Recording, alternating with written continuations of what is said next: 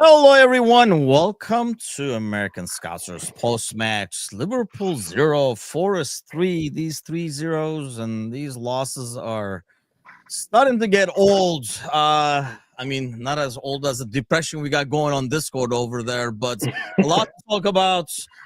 Unfortunately, we will not make it long today. Obviously, we're going to dissect. Well, once we recover from this tomorrow, we'll dissect the hell out of it throughout Monday as well. But Sergi here, Brian here. Um, After what I thought was a semi-decent first half, it's the old classics, Brian, set piece that's never fails. I swear, whenever there's a unnecessary set piece being given, it always results in a freaking goal. And then from that point on, it was back to the script of the season where we act like we're like a 12-year-old FIFA player, just keep throwing all these attacking players out there and hoping for the better. Yep. I mean, honestly, right there, I mean, we can, and I know a lot of us like to blame Konate for everything, but Konate wasn't on the pitch for that third goal. Kind of like what Gally said in Discord right there. I think a lot of the problems with this whole match right there is we lost the midfield. Lost the midfield the entire match, I mean, for the most part. I mean, after the first goal went in, it was we kind of looked like we were going to do something a little bit. Then the second goal went, and then we were done. Our heads were starting to tilt down. We were going there doing the same stuff that we did. I mean, this is turning into like a mentality issue now, a serious mentality issue that we don't have the ability to go there to actually come back from deficits. I don't know what the solution is for it. To me, right there, that's a manager that has to figure that stuff out. And it probably needs to figure out pretty quickly. And that's the problem. I mean, I had a few issues. I wasn't on the pre-match. I know you guys were, Sir Z. I only had like a few issues with the lineup. It did not sit well having Isak start over Ekitike.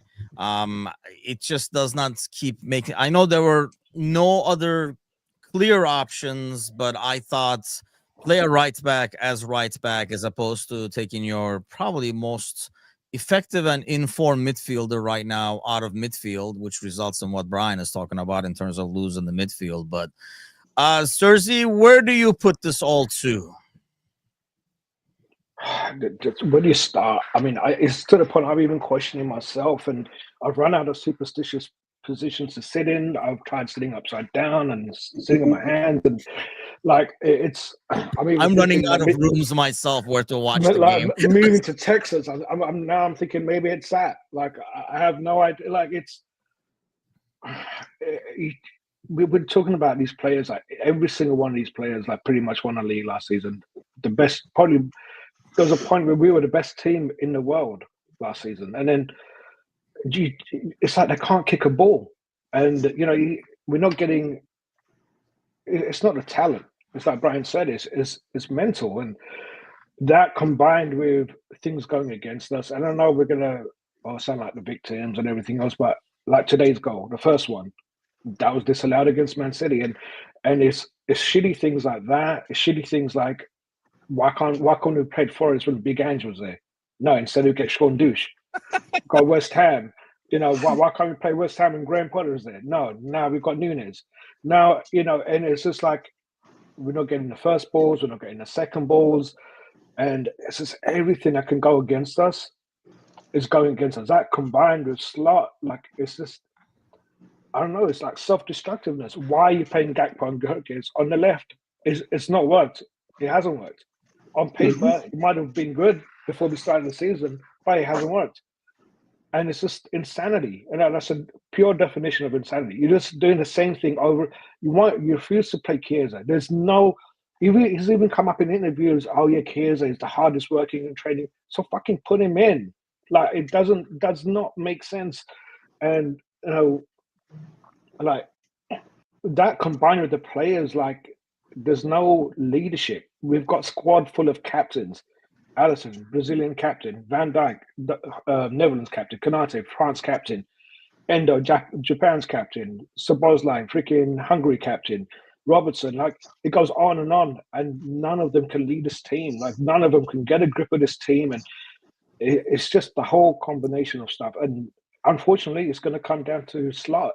You can't fire 11 players So something has to change, and it's going to be Slot. And he's not become a bad manager overnight, but I think he's either he's believed too much in his own hype, or he's just too stubborn to try and make changes, or maybe it's the fact that we lost Hettinger and we've got Van Bronckhorst for whatever reason who's done nothing while being a manager or assistant. Like something has to change, and we've gone past it has to change. Should be changed like 3 games ago, and we still have made no changes. I mean, Jimbo says wanted to give Slot. I never understand the assistant manager thing. I know that's a Cersei signature move going after the assistants, but I mean, Heitinga obviously wasn't that good of a manager either. He just got kind of out of Ajax. But I really don't care about who the assistant manager is, honestly. But assistants make a difference. If you look at when Man United were at the peak, Ferguson made sure he changed his assistant every 2 seasons because you got a new way of playing, you've got new communication, you've got that buffer between the head coach and the players. Obviously the assistants have a role. Well, I mean, I'm not saying they don't have an impact, but I feel like their names only come up when we lose. Why is that? No, I have not seen one game where we came back and won, and somebody came on air, somebody came in the comments and be like, "We got to thank the assistant manager for this, man." No, but He's got his signature all over in 2019, like Lindos, he got credit and deservedly so. But even like Man United, Quero's got credit. The other, who's the manager went on to. No, I'm saying for us. I mean, honestly, let's face it, what Linder's got a lot of credit. I feel like Shelton because Klopp did push him forward a lot more. Mm-hmm. I don't see Slot pushing his assistants forward as much. Like we rarely hear from him, like press conferences and stuff like that. Like Pep was all over the place. But again, thing is, Slot's not is not the head, not the manager. He's the head coach, which means that all this right there should directly fall back onto him. Kind of like what your point you're making right there. Yeah, I meant right there that you bring in Van Bronckhorst or Heitinga right there. Heitinga was focused more on the defensive aspect of the game, and I think that's what the one thing that's really faulted a lot. But I can't really just go blame every manager on the situation right there because you still have to go there and hold these players accountable also.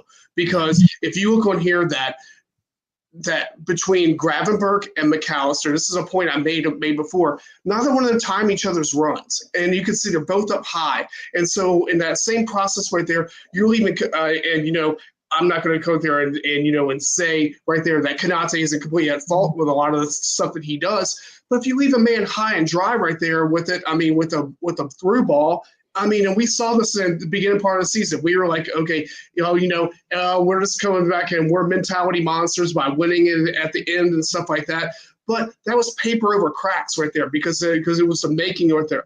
The Bournemouth match right there came there and was a blueprint for every single side right there of how to beat us. And we just lucked out of coming there and squeaking out the end right there. But if you look every single time, we're getting beat by the long balls every single freaking time right there. And even the head coach came there and said, "Hey, we have problems with the long ball." Okay, then freaking fix it. That's what things you have to do. Okay, so if we're having problems with the long ball, then maybe you need to go out there and look at how your midfield is actually formed right there.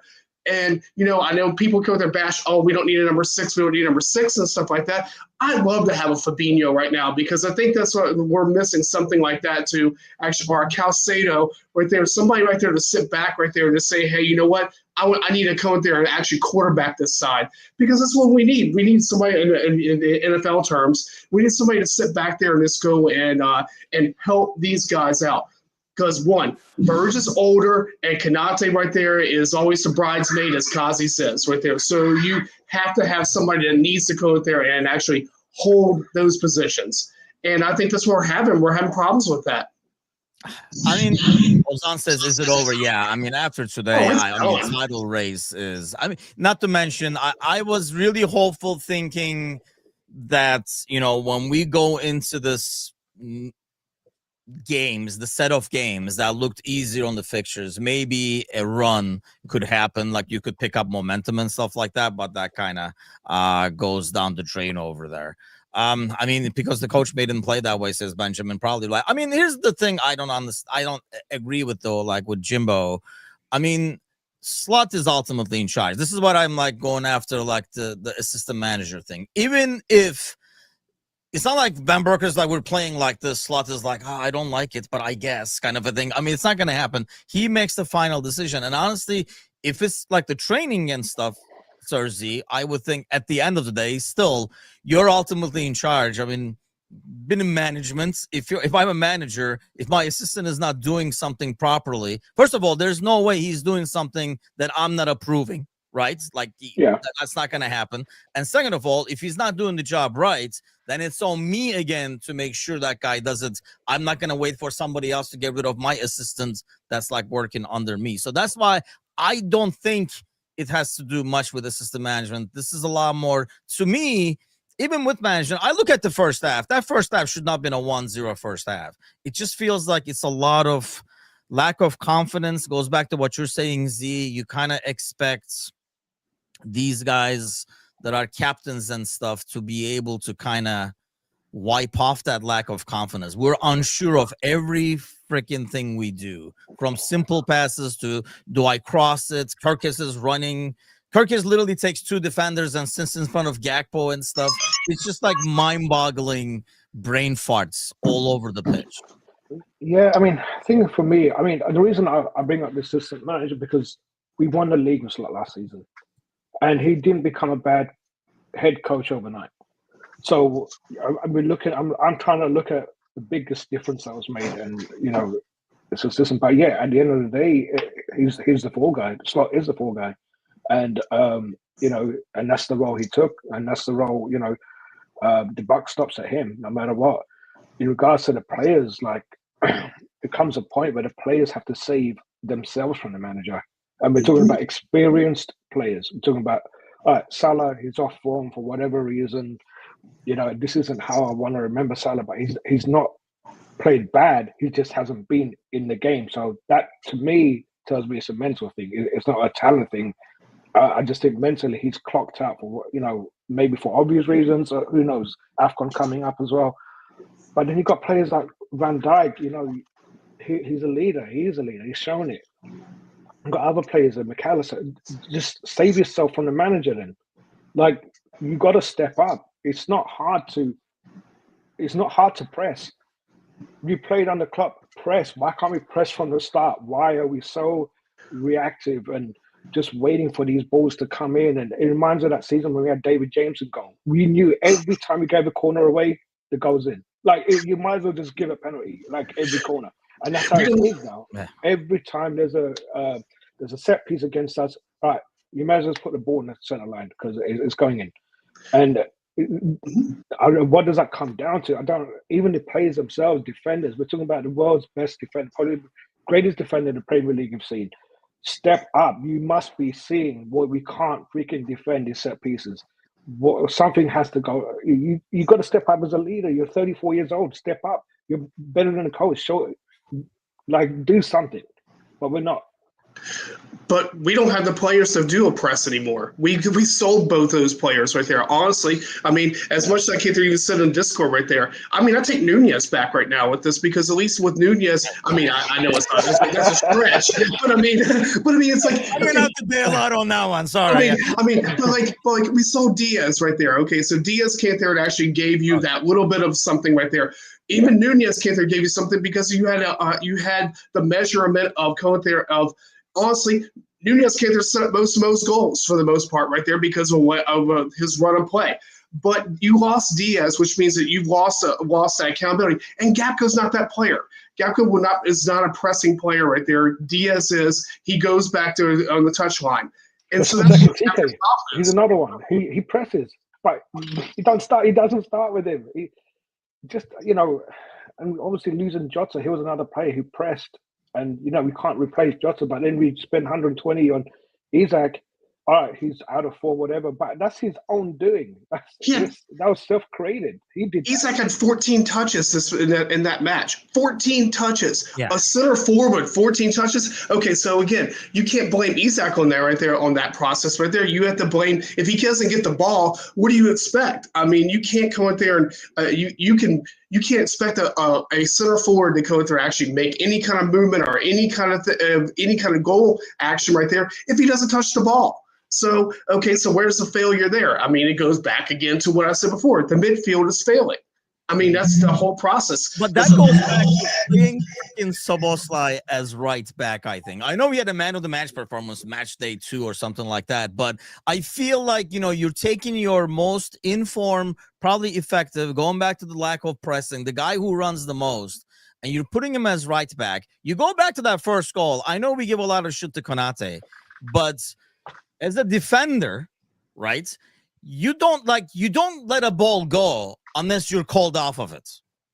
So that ball comes in the air, and Szoboszlai is like, okay, you got this, right? It's like, no, dude, like if somebody doesn't call you off of the freaking ball, you come and freaking clear it. Like you take ownership of it. He doesn't, and he did that a couple of times. But to me, that's because you got a midfielder playing right back. Yep. No right back is letting that ball bounce over there and letting it go, because they're like, if I'm not called off of by like a center back sweep or whatever, I'm attacking this ball. I am clearing it. I'm taking ownership of the possession. That's who would you have played instead? Who would you have played instead, though? What was that? Who would you have played instead?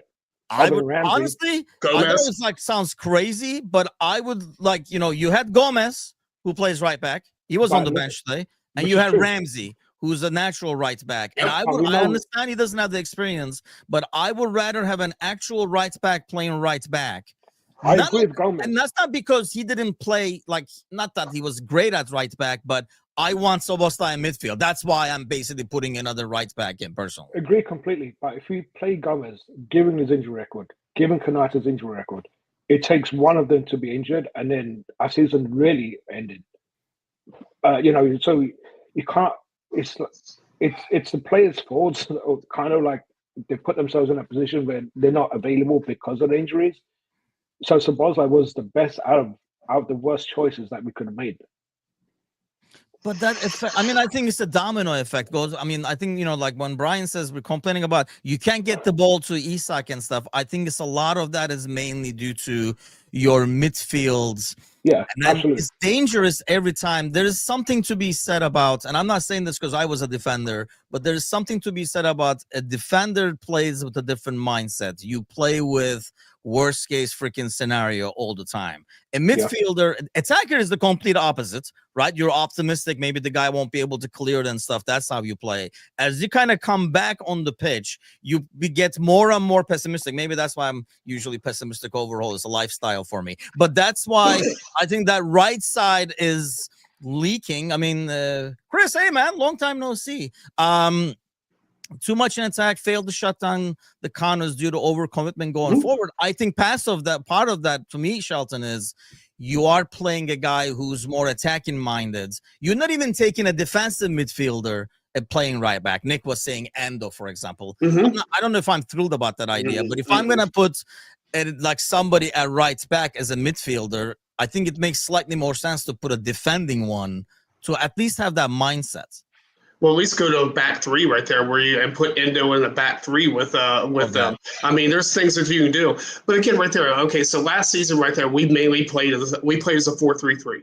And that's one thing that's different right there. We actually just played Klopp light last season. Now we've gone to a 4-2-3-1, and you can see the difference right there because, again, there's a different amount of coverage right there that you have to do between whoever's on the left and whoever's on the right. So that's going to change a lot of the whole mindset of this side. So again, Mo doesn't track back. We know this right there. When does Mo ever track back? But now you're going to require him in this formation to have to track back. He doesn't do it right. So guess what? I'm going to go. I'm going to attack the freaking right side every time I can because you can. It's open. With that. So if you look at almost every attack right there, they're coming on that side right there because there's one, Konate is on that side right there. So I'm going to go and hit him. And oh, hell no. Okay, we're miserable enough, dude. I would lose my mind. I already saw somebody put Eddie Howe in there about flipped out right there when that happened right there. Gally and I'd probably be going at it every week with Eddie Howe. But it's like, okay, so if we're going to go constantly attack that side right there, so you already know you have deficiency right there on that. So what are you going to do? You have to balance out this side. So the only way you can do that is change formation. And I know Bickler said it now, Gally said it, you've said it, I've said it, everybody in our whole entire podcast network has said this right there. This doesn't work anymore. Time to move on. You have to go out there and look for something different. Yeah, I mean, I don't think, Nick was saying earlier about, the league. I don't think the league is better or the league has changed a lot personally. I mean, you could argue maybe Arsenal is better and City is better than last year maybe and stuff, but it's not like the point difference is there because of that. The point difference is there because we keep losing. It's not like we're at the same pace, but then can't keep up or something like that. I think the main difference is we're conceding goals left and right. All the games you won last year, 1-0, 2-0. We're losing now, and the moment we get those goals, and I think there's a lack of confidence in terms of being able to come back from it, and that's probably the frustration. I mean, but I think it all goes back to, look, we replaced Trent. It's not like we replaced a really good defender back there to help, defend. I think, Serzi, the issue is the midfield. Konate's form, obviously, in terms of, I mean, we talked last year, right? Konate would be the happiest one to see Trent leave because he doesn't have to, he'll have an actual defending right back next to him, blah, blah, blah. But it just feels like in midfields, we're a little too adventurous. Did we play safer last year? I don't know what it is, but Gravenberg, for example, is up top all the time. There is no, I mean, that's why Brian wants a number 6 to park their ass back there. But I can't see that being Gravenberg's call. It has to be something that's is within the system, Serzi, that he's basically told to, Konate's got it back here. You go up top. I just think we're just too soft. And, Gravenberg, he started this season off great. He was probably one of the best midfielders for the 3 games, but that coincided with McAllister being one of not being informed, being in and out of the team because of injuries. Part of me thinks that these players are maybe saving themselves for the World Cup, and they're just half-heartedly going. I just can't explain. They all have talent. They've all got talent, and it's just you just can't. I never thought I'd miss Trent, but I actually do. We miss that creativity. Now, I'm not talking about defensively, but that creativity for Salah, because Salah's not the same. And now he's played with 3 different right backs this season. So that inconsistency's gone. He's not getting the balls that he wanted. But even with Salah, his first touches, I've never seen his first touches be so poor. It's the ball just bounces off him. You guys think because you guys are really going off on Mo. You guys think he had I thought he had not a great game, but a decent game today. But that's because he's created his own standards. I really thought. That's fair. I think he was going to blow away all records this season. That was my opinion. I thought, okay, he signed his new contract. He, 2 years. Maybe the Jota's things affected him, whatever, but he can't even control the ball. The ball bounces off him. His crosses are poor, and it just feels like he's in his own head a bit. And I've never seen someone like this. But then he's another leader. I've never seen him on that pitch yelling at people around him. Even Milner, he wasn't the most talented player on that pitch. That was Henderson, but they had that aura. They demanded so much out of everyone around them, and they made the players around them better because they led that team. We don't have that. And Slot, you don't see Slot shouting at these players like Klopp did. You don't see Slot getting them faces of referees or anything else. And I'm not asking Slot to be the next Klopp, but our players are an extension of the manager, just like Arsenal, an extension of Arteta, or Atletico Madrid, an extension of Simeone. Our players are just so passive, and now we're like, oh wait, teams are rocking up to Anfield, and wait, they want to beat us, and we don't have to handle that. Before, last season, even beginning this season, even if we're 1-0 down, I thought it doesn't matter, we're going to come back and win. Yeah. Now it's like we're 1-0 down. Shit. Now it's just damage limitation. How many more are we going to concede? It's we didn't even score today. Against City, okay, fair enough. They're a much better team. But Forest, come on, man. We've got 2 shots on target. Yeah, I mean, honestly, the one that's the chance that Maka had, obviously, if it goes in, it's kind of it's a different game.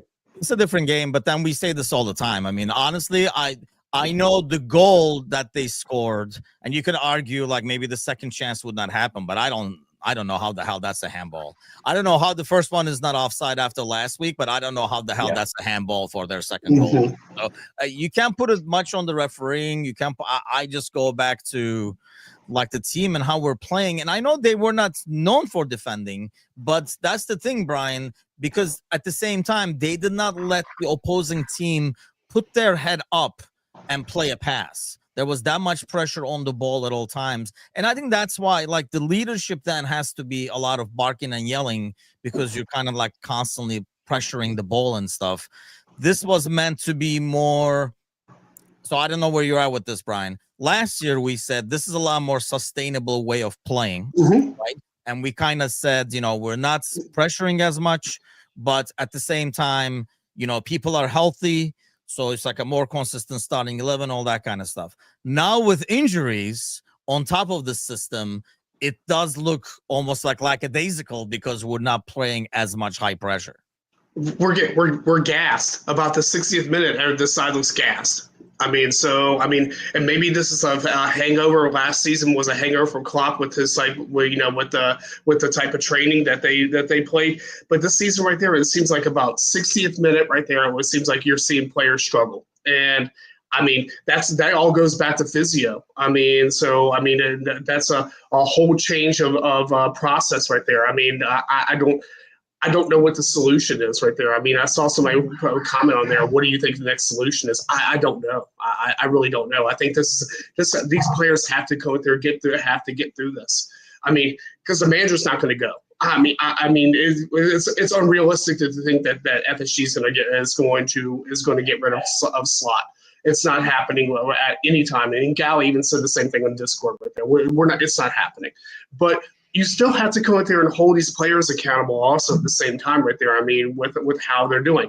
Again, goes back to like that. You have to be leaders. You have to go out there and pull people. If you see somebody's having a bad match, you have to go out there and say, hey, man, get your head straight. If you see even the midfield problem I was talking about, if Gravenberch sees McAllister make a run, don't make the same run. Those are just things. Those are just logical things that you do from playing this game right there. It's all about going there and chess. It's a chess match. So if you're going there and putting your queen up here, you're going to go there and leave your rook, or you're going to leave your knight back here as a defense right there. We're not doing that. We're just basically just throwing the kitchen sink at problems. It's not working. Hold on, you're throwing a lot of chess analogies at me. I'm more like a checkers kind of guy, Thursday. So let's talk with checkers over here, people. I don't know. Ozan is trying to get me my license for coaching over here, but to me, it's a lot of like confidence thing, and that's why I was really hopeful about the segments. Easier games, got a couple of wins together, get your mojo back, kind of a deal. This is almost like totally losing your mojo now. But I just see, I guess where it's a good starting point for me, Cersei, is put people where they should play, regardless of injuries. I think we're just kind of like almost like too much experimenting. More than anything else over here. But what do you think? We'll start with you, Cersei. What is the solution as we hopefully wrap up? I don't know how we're going to recover. There's a whole freaking day to go, but go ahead. I'm like you. I'm similar to you. And it's funny because my wife says this about you. Why can't you be more like him? Like, he looks so like calm. Me? And I'm like, yeah, like she sees me inside. He looks so calm. And you're in deep shit when your wife says, why can't you be more like Tim? You're done. I bet he's great with his kids. I can't imagine the guy. I'm like, all right. Because I'm effing blinding. I'm doing all sorts, breaking things. But even then, even when Graham Souness is in charge, I don't like to see managers lose. It's a Liverpool thing. We don't fire our managers. That's why we've only had like 22 in our whole of our history. But the buck has to stop. We've got multi-million-pound players on that pitch. And they're not all old. Wirtz is one of the best players in the world. You saw how he played midweek. How do you not get the best out of him this whole season? Ekitike, he was like borderline, almost like Mane, just uncontrollable, just pure raw talent, pace, and now he's subdued, and he's taken that out of him. And I was listening to the Ox interview the other day, and he's saying Klopp made if we lose the ball, we have 3 players on the opponent where you just suffocated them, and we don't do that anymore. We let opponents have the ball and come at us. And so again, the buck has to start with the manager. And obviously these players, there might not be a revolt in the changing room or whatever, and it's not the Liverpool way, but the voice has to change. And clearly Slot's voice isn't working anymore. A nice guy, whatever, unfallible, and he doesn't create enemies like Klopp did. But we need that. We need to kickstart our season, even if it's just temporary, just to get us back into Champions League spots, or maybe even win the Champions League. But we need something, and it has to be the manager. We've got to change our coach and get someone aggressive who's going to get the best out of these players. How about you, Brian? I mean, I don't know. Like, I don't see a coaching change happening until like the Champions League is really in jeopardy. You're only like 2 points off or something like that. I don't know what will happen by after the weekend ends or whatever, but you're not that far off right now to be full panic mode. I still think, I know I'm getting mocked, but we're gonna sit here in fucking June and everybody's gonna apologize to me when we win this Champions League. That's what I'm writing. Happy. Clip that shit right now. Clip this shit right now. People are gonna be apologizing over here when we win the Champions League. But I mean, I don't see a manager change happening. Number one for that, and then I don't even know if it fixes things unless you already have a name in mind, Brian, to bring over.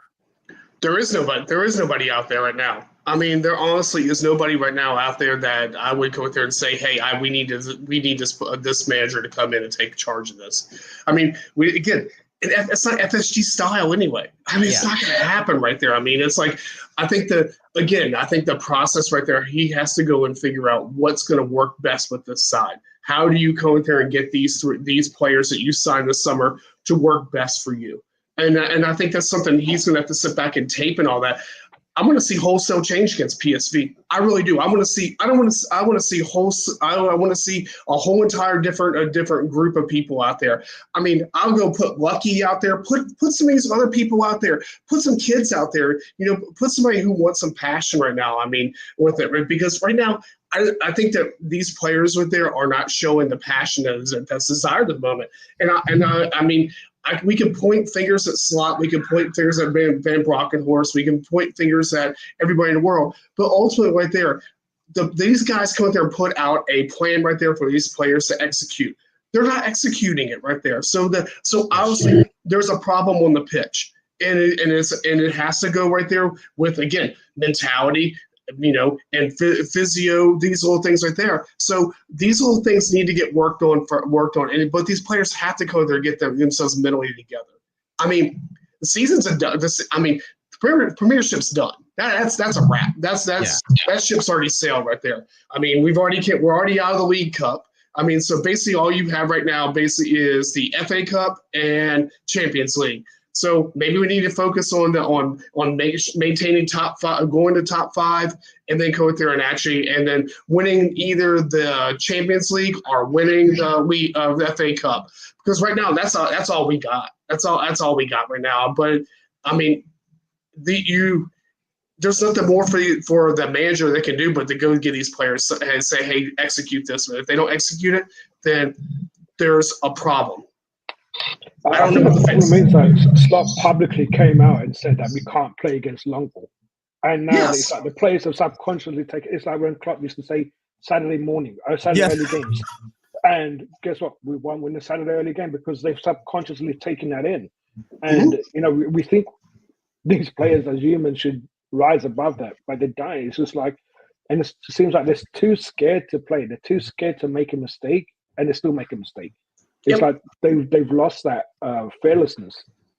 And I think that, the set piece thing is probably I feel like I used to be like that. I mean, like Nick says, when we go down a goal, we do say, fuck, here we go now. I hate to say it's almost like the set pieces are like, it's back to the Simon Mignolet days. I'm like, what the hell is going to happen when the cross comes in kind of a deal? I was worried. It was like giving a penalty kick every time we gave a set piece.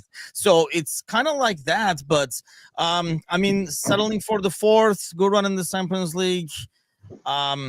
I don't know. I really do think, like I say, I've been saying it. I get a lot of shit on Discord that I do think this team will go far in the Champions League, because I think to them, going back to what Nick is saying, I really see this very like a lot of psychological, and I'm not talking like, you know, Jota's loss and stuff like that, but it's a lot of confidence or lack of confidence, I should say, in what we're doing, regardless if it's defending, attacking, double thinking everything. And man, like at this level, half a second is enough to kind of like lose the edge in any situation, whether it's defending or attacking. And I think that's really the problem right now.